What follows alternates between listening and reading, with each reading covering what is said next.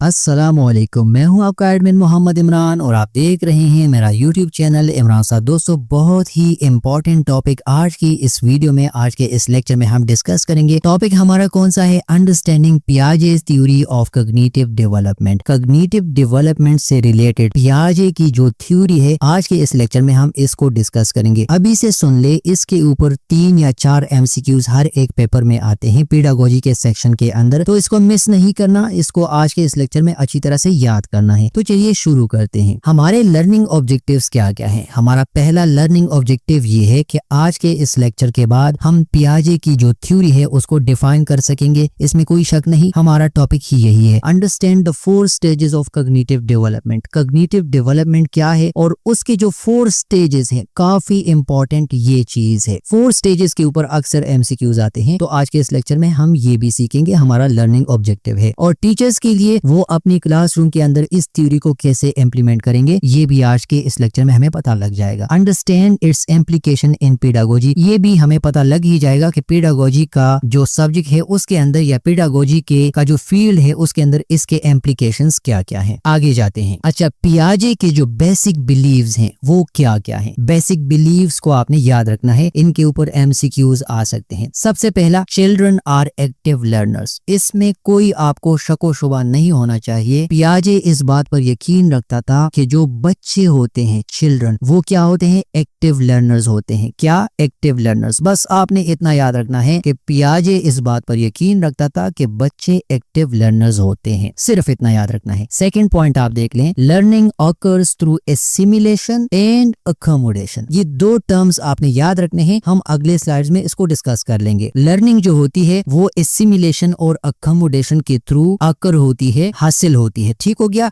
ये 2 टर्म्स आपने याद रखने हैं। अच्छा, कॉग्निटिव डेवलपमेंट आकर्स इन स्टेजेस। पियाजे की थ्योरी के अंदर स्टेजेस हैं और ये इस बात पर यकीन रखता है कि जो कॉग्निटिव डेवलपमेंट है वो बच्चों के अंदर स्टेजेस के थ्रू आती है। ठीक है, कॉग्निटिव डेवलपमेंट स्टेजेस के थ्रू होती है या स्टेजेस में होती है, आपने इतना याद रखना है। और ड्रिवन बाय इक्विलिब्रेशन, यानी कॉग्निटिव डेवलपमेंट जो होती है वो ड्रिवन होती है किस वजह से? इक्विलिब्रेशन की वजह से। इक्विलिब्रेशन क्या है, नेक्स्ट स्लाइड में आपको क्लियर हो जाएगा, या कॉग्निटिव बैलेंस क्या है, अगले स्लाइड्स में आपको ये क्लियर हो जाएगा। तो ये पियाजे की जो बेसिक बिलीव्स हैं उसके हवाले से आपको मैंने यहाँ पर बता दिया। अच्छा, स्टेज 1, इसको आपने कंफर्म याद रखना है। स्टेज 1 का नाम क्या है? स्टेज 1 के अंदर क्या होता है? स्टेज 1 इस चीज के ऊपर बेस करता है, सेंसरी मोटर। बस आपने इतना याद रखना है कि स्टेज 1 जो होता है बच्चों की डेवलपमेंट का, उसको हम क्या कहते हैं? Sensory motor. अच्छा, इसका जो एज रेंज है वो कितना है? 0 to 2 years इसका एज रेंज है, यानी बर्थ से लेकर 2 सालों तक। इस स्टेज को क्या कहते हैं? सेंसरी मोटर इस स्टेज को कहते हैं। इसमें क्या होता है? Learn through senses and actions, यानी बच्चे जो होते हैं वो लर्निंग करते हैं सेंसेस की वजह से और एक्शंस की वजह से। ठीक हो गया, बस इसमें आपने कंफ्यूज नहीं होना। बच्चे 0 to 2 years के बीच में लर्निंग कैसे करते हैं? सेंसेस की वजह से और एक्शंस की वजह से, आपने इस चीज को याद रखना है। अच्छा, डेवलप ऑब्जेक्ट परमानेंस। अब आप कंफ्यूज होंगे कि ये ऑब्जेक्ट परमानेंस क्या वाला है। देखिए, बच्चा जो होता है 0 से लेकर 2 सालों के बीच में जो बच्चा है वो इस चीज पर यकीन रखता है कि इस दुनिया के अंदर चीजें जो हैं वो एग्जिस्ट करती हैं। ऑब्जेक्ट्स परमानेंसी इसको बोलते हैं। वो इस बात पर यकीन रखता है कि दुनिया के अंदर चीजें मौजूद हैं। ठीक हो गया, उसके अंदर ये ख्याल बिल्कुल पक्का हो जाता है इस एज रेंज के अंदर, और वो इस बात पर यकीन रखता है हाँ कोई चीज उसके सामने है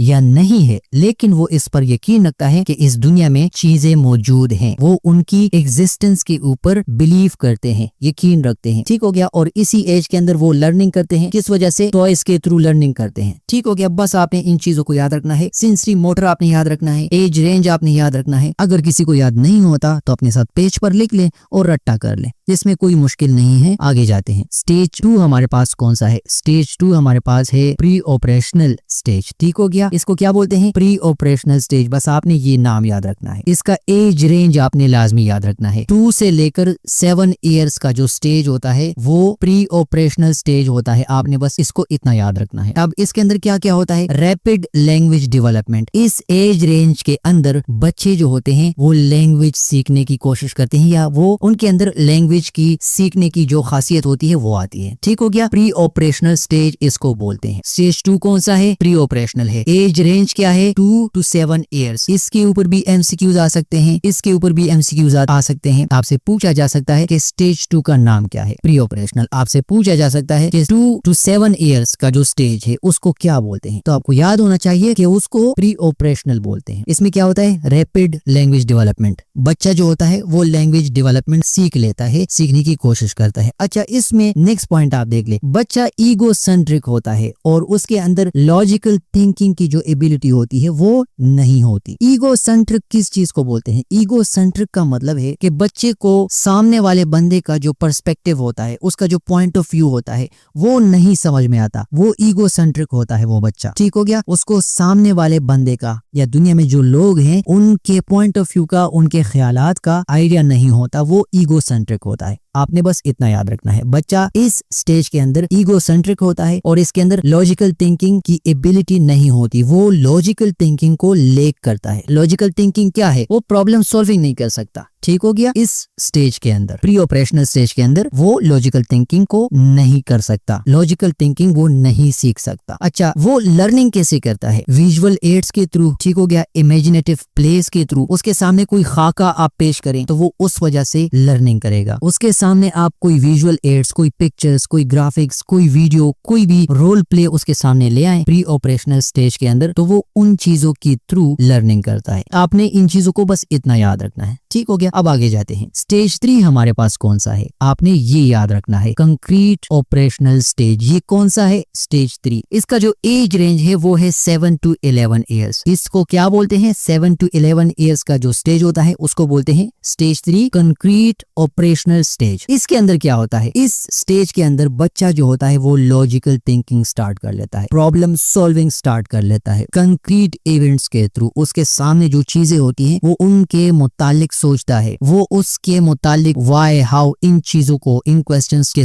मुतालिक वो सोचता है कि ये क्यों है, क्या है, किस वजह से है। लॉजिकल थिंकिंग इसी तरह से डेवलप होती है। वो उन चीजों के बारे में सोचता है कंक्रीट इवेंट्स के थ्रू। इसलिए इसको बोलते हैं concrete operational stage. Second point आप देख ले, अंडरस्टैंड कंजर्वेशन एंड क्लासिफिकेशन। अब कंजर्वेशन क्या है और क्लासिफिकेशन क्या है? कंजर्वेशन का मतलब ये है कि वो बच्चा जो होता है इस एज के अंदर वो ये चीजें सीख लेता है कि भाई दुनिया के अंदर जो चीजें हैं उनकी कुछ शेप्स होती है, कुछ क्वालिटीज होती है, कुछ उनके प्रॉपर्टीज होती हैं, तो वो इन चीजों को सीख लेता है। ठीक हो गया। जैसे कि किसी शेप का वॉल्यूम हो गया, किसी शेप का जो साइज हो गया, वो उन चीजों के ऊपर लर्निंग करता है, वो उनको सीख लेता है, कंजर्वेशन को सीख लेता है। और क्लासिफिकेशन क्या है? इस स्टेज के अंदर वो क्लासिफिकेशन कर लेता है कि लेट सपोज ये वाला शेप है तो ये इस कैटेगरी के अंदर है, या ये वाला शेप है तो ये इस कैटेगरी के अंदर आता है। वो बेस्ड ऑन प्रॉपर्टीज उनकी क्लासिफिकेशन करना सीख लेता है, या वो इस स्टेज के अंदर इन चीजों को जान लेता है। ठीक हो गया। ये सेकंड पॉइंट हो गया। थर्ड पॉइंट को आप देख ले, use experiments, discussion, problem solving. जब लॉजिकल थिंकिंग बच्चे के अंदर आती है तो प्रॉब्लम सॉल्विंग वो करने लगता है। ठीक हो गया। प्रॉब्लम को सॉल्व करने के लिए जो स्टेप्स होते हैं वो उसको समझ में आ जाते हैं। ये बच्चा डिस्कशन करता है इस स्टेज के अंदर चीजों के ऊपर, एक्सपेरिमेंट्स को देखता है या एक्सपेरिमेंट्स को परफॉर्म करता है। किस स्टेज के अंदर? कंक्रीट ऑपरेशनल स्टेज के अंदर। बस ये पॉइंट्स आपने इतने याद रखने हैं। अच्छा, स्टेज 4 हमारे पास कौन सा है? और ये लास्ट स्टेज है। स्टेज 4 को हम बोलते हैं फॉर्मल ऑपरेशनल स्टेज। ये इसका एज रेंज क्या है? 12+ ईयर्स। इसको क्या बोलते हैं? इसको बोलते हैं फॉर्मल ऑपरेशनल स्टेज। आपने ये याद रखना है, फॉर्मल ऑपरेशनल स्टेज, इसका एज रेंज और इस स्टेज का नाम। ठीक हो गया। यानी स्टेज 4 कौन सा है? फॉर्मल ऑपरेशनल स्टेज, और इसका एज रेंज क्या है? 12+ ईयर्स। अच्छा, इसमें होता क्या क्या है? Abstract and hypothetical thinking. ये चीजों के मुतालिक हाइपोथेटिकल थिंकिंग डेवलप कर लेता है, चीजों के मुतालिक सोचता है। ठीक हो गया। ये ख्यालात करता है, मतलब ये एडल्ट बच्चे की जो प्रॉपर्टीज होती हैं वो इसके अंदर इस एज में होती हैं। ठीक हो गया। अच्छा, डेवलप प्लानिंग एंड रीजनिंग। कोई प्रॉब्लम इसके सामने आती है वो उसके लिए प्लानिंग करना सीख लेता है, उसके मुतालिक वो रीजनिंग करता है। किस स्टेज में? फॉर्मल ऑपरेशनल स्टेज के अंदर। इसके अलावा बच्चा डिबेट्स, प्रोजेक्ट्स और कॉम्प्लेक्स प्रॉब्लम्स जो होती है उनको सॉल्व करना सीख लेता है। किस रेंज के अंदर? 12+ ईयर्स के अंदर। कौन से स्टेज के अंदर? फॉर्मल ऑपरेशनल स्टेज के अंदर। बस आपने इतना याद रखना रखना है, इसमें कुछ नहीं है। अच्छा, लेक्चर के स्लाइड में मैंने आपको कुछ चीजों का आइडिया दिया था कि हम इसको अगले स्लाइड्स के अंदर सीखेंगे, तो वो यहाँ पर आपने सीखना है। स्कीमा किस चीज को बोलते हैं? मेंटल फ्रेमवर्क को। ठीक हो गया? उसका जो माइंड होता है, उसका जो मेंटल फ्रेमवर्क होता है, उसको स्कीमा बोलते हैं। बस आपने इतना याद रखना है कि स्कीमा से मुराद है मेंटल फ्रेमवर्क। सिमुलेशन किस चीज को कहते हैं? इसके ऊपर एमसीक्यूज कंफर्म आते हैं। सिमुलेशन का मतलब है fit information into existing schema. उसके अंदर पहले से स्कीमा बना होता है, उसका मेंटल फ्रेमवर्क पहले से होता है, उसके अंदर वो इंफॉर्मेशन को फिक्स करता है। इसको बोलते हैं सिमुलेशन। अकोमोडेशन किस चीज को बोलते हैं? Change schema for new information. इसके पास पहले से इंफॉर्मेशन है, पहले से स्कीमा है, वो उसको चेंज कर लेता है। ठीक हो गया? Change schema for new information. New information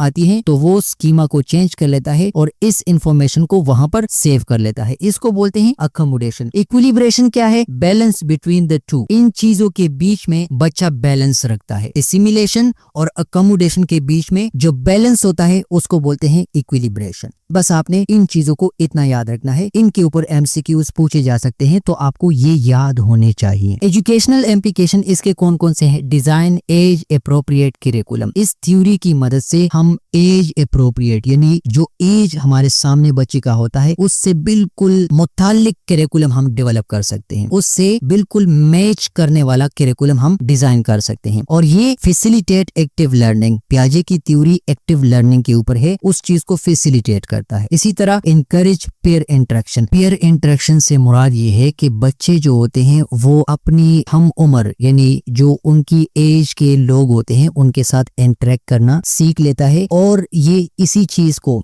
ये जो थ्योरी है पियाजे की, ये इसी चीज को इनकरेज करता है। ठीक हो गया? बस इसमें कुछ नहीं है। क्रिटिसिज्म ऑफ पियाजे थ्योरी, इसके ऊपर जो तनकीद है वो कौन कौन सी है? Underestimate children's abilities. अक्सर आपने देखा होगा कि बच्चे की उम्र कम होगी लेकिन वो लॉजिकल थिंकिंग कर सकेगा, तो कुछ स्टेजेस के लिए ये इस चीज को इग्नोर करता है। ये इसके ऊपर क्रिटिसिज्म है। Lacks attention to cultural social factors, मतलब वो बच्चा जिस कल्चर के अंदर है वहां पर एज उसके लिए मैटर नहीं करती, तो उस चीज की तरफ ये इशारा नहीं करता। अक्सर आपने देखा होगा कि जो बच्चा इस मुआशरे में रहता है वो कैसे चीजों को सीखता है और उसी एज का बच्चा किसी और कल्चर में कैसे चीजों को देखता है और कैसे लर्न करता है, तो ये उस चीज की तरफ अटेंशन नहीं दिलाता, उस चीज की तरफ आइडिया नहीं देता। Learning can be guided and accelerated. किसी भी एज के अंदर आप लर्निंग को एक्सेलरेट कर सकते हैं, बच्चों को गाइड कर सकते हैं, तो ये भी इस थ्योरी के ऊपर एक क्रिटिसिज्म होती है। तो ये इस थ्योरी के ऊपर क्रिटिसिज्म के जो पॉइंट्स है वो आपके सामने रख दिए, इनको आप याद रख सकते हैं। कंक्लूजन आज के इस लेक्चर का, पियाजे की जो थ्योरी है ये जो चाइल्ड डेवलपमेंट है उसके मुतालिक हमारी मदद करती है। ठीक है? अंडरस्टैंड चाइल्ड डेवलपमेंट, बच्चा कैसे डेवलप होता है उसमें हमारी मदद क्या करता है? पियाजे की थ्योरी हमारी अच्छी खासी मदद करती है। Guides effective teaching strategies. Age base को देखकर हम टीचिंग स्ट्रेटजीज को इफेक्टिव बना सकते हैं, उसके अंदर हमारी मदद करती है। Foundation for pedagogical practices. जितने भी पेडागोजिकल प्रैक्टिसेस हैं उसके लिए ये थ्योरी एक बुनियाद है, एक फाउंडेशन है, क्योंकि हम बच्चों को क्लासेस के अंदर जब बिठाते हैं तो अक्सर एज का फैक्टर बीच में लाजमी होता है। अच्छा, इसके ऊपर ये आपको आइडिया दिया है व्हाट इज द